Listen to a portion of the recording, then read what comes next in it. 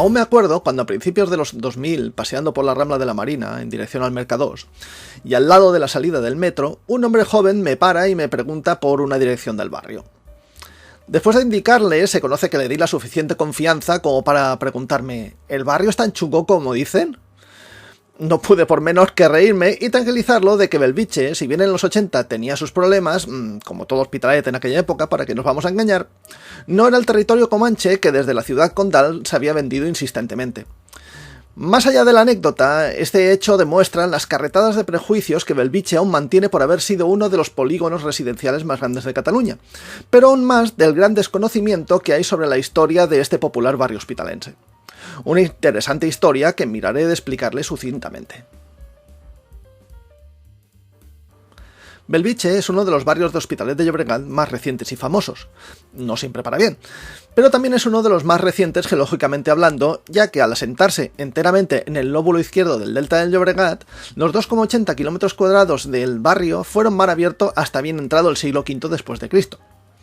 Tan solo con el avance del delta, gracias a la continua deposición de fangos y arenas por el río y las tremendas riadas que estacionalmente la acompañaban, fue que se conformó el espacio que hoy conocemos como Belviche. De hecho, la playa, durante el siglo VIII, estaba a la altura de lo que hoy es la Gran Vía.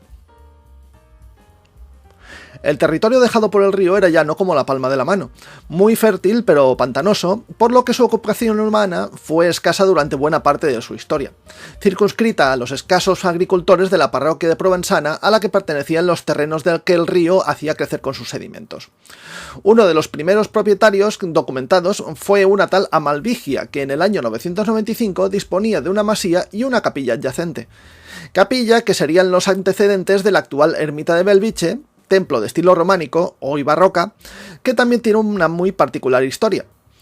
Justamente el nombre de Amalvigia estaría en el origen del nombre de Belviche, ya que el nombre mutaría a Malvige, entendido como mal viaje, por los insalubres terrenos pantanosos y por ser el río la peligrosa frontera entre Al-Ándalus y los condados catalanes. Luego a Benvige, por oposición al ser un lugar sagrado, Belvige, y de aquí como Belviche, nombre que se utiliza desde el 1323.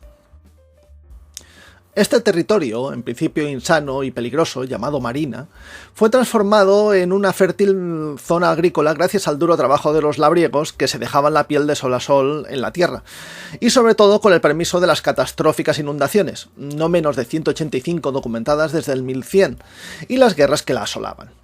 No en vano, la ermita de Belviche tenía que ser reconstruida constantemente, ya fuera por las riadas o por ser campo de batalla, tal como pasó en 1493 o 1718, por solo poner un par de ejemplos.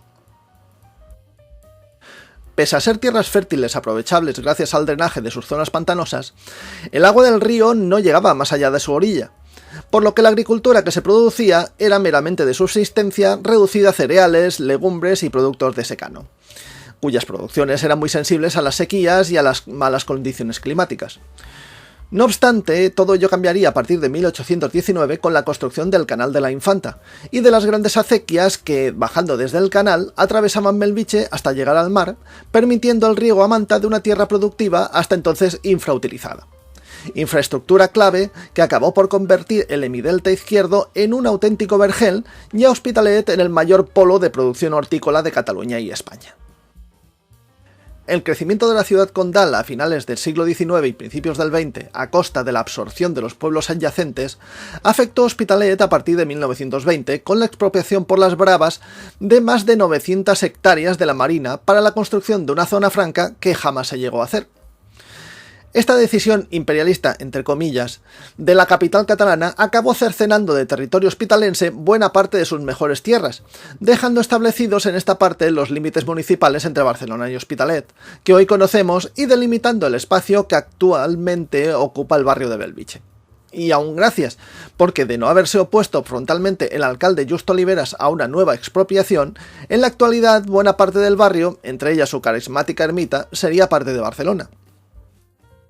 Sea como fuere, el espacio agrícola de Belviche siguió su vida tranquila como siempre, pese a la prolongación de la Gran Vía hasta el río y los denodados intentos de endiñar por vía trifásica en sus campos el futuro aeropuerto de Barcelona.